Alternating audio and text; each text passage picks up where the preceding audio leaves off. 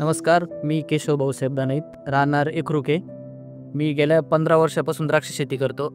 माझ्याकडे Thompson, clone, Sudhakar, crimson, SSN, Manikchaman या सर्व व्हरायटी आहे.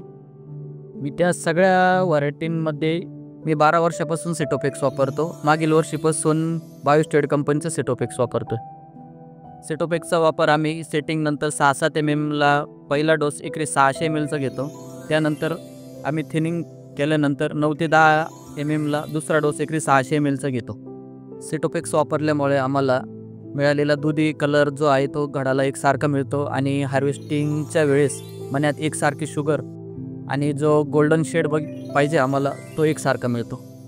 लस्टर असे की जे सेटोफेक्सच देते.